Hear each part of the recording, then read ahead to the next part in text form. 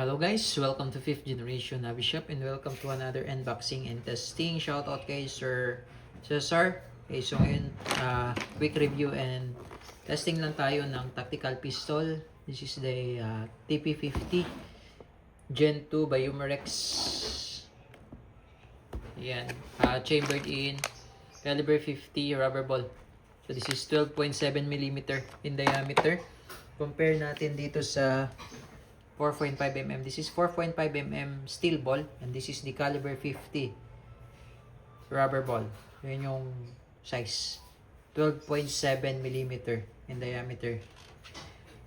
Yan. So, yun yung bala niya. So, this is the unit. And also, yung kanyang propellant is CO2 pa rin. Okay? 12G CO2. Good for 12 shots more or less. So, ito yung unit.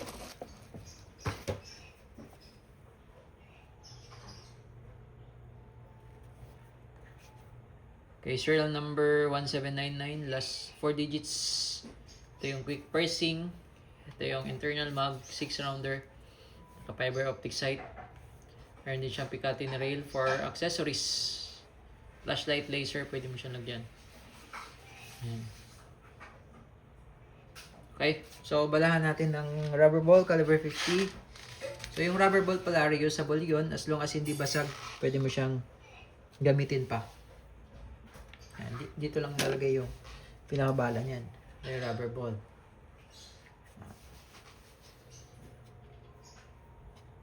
Okay, so ang capacity nito ay 6.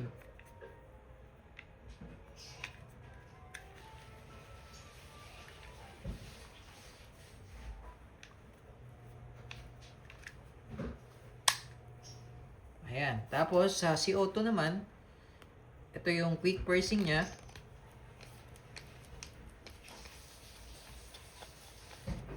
Ang kagandahan nito sa unit na to, kasi ayan yung CO2, hindi pa siya butas. Kasi pwede mo siyang naka-standby lang. No. Naka-ready lang siya. Ayan, naka-ready lang siyang ganyan. Tapos once nagagamitin mo siya, papaluin mo lang to.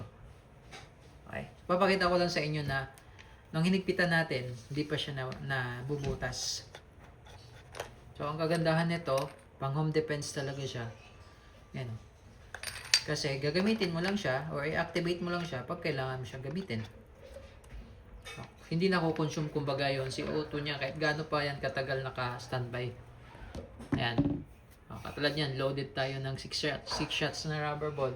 This is 13 joules pala, no? Imagine. 13 joules yan. Ayan, 13 joules.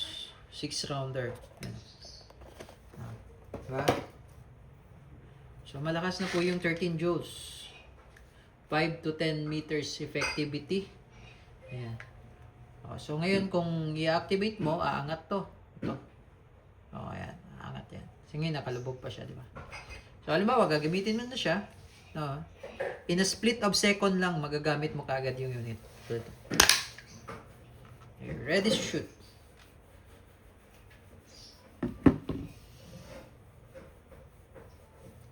So, ito pala yung ating target. Try natin to. Okay, testing TP50 Gen 2. Okay. Firing. Okay, honestly speaking, malakas yung tunog niyan. Malakas ang tunog nito. Tingnan yung lata na yupi, oh. Yuping-yupi.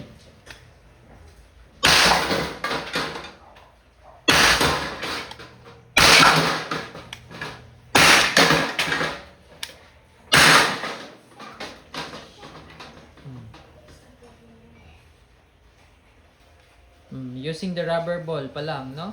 Yan. By the way, meron tayong iba't ibang klase ng bala nito. Meron tayong pepper ball, meron tayong aluminum ball. Nga lang, sa ngayon, wala pa tayong available na stock. Naubusan po tayo. So, ngayon lang, ang available natin is the rubber ball. And, solid yan. Okay, so naka 6 shots tayo. Reload tayo again. Okay, so nag-reload tayo ng another 6. Okay. Malakas talaga yung tunog nito. Kahit yung mga aso sa kapitbahay magsitahulan dahil sa lakas ng tunog. Okay, firing.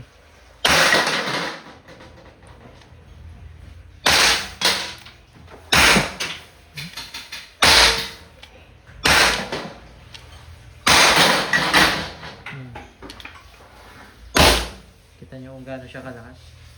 Tatibag yung circuit plate. Then pwede mo na siyang i-dry fire.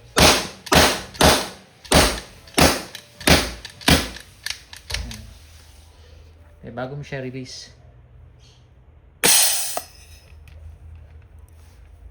Solid.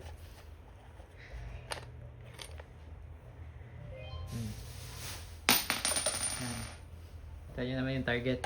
So, nasa around 5 meters, 3 to 5 meters yung ating distance. So, effectivity niya, 5 to 10 meters nga, malayo-layo na yan.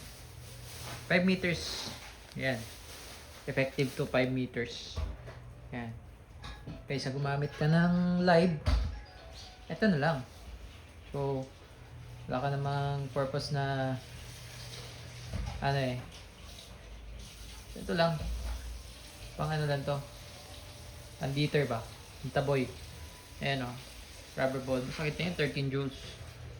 Meron niya kaming sinubukan nito. Namaga yung paa eh.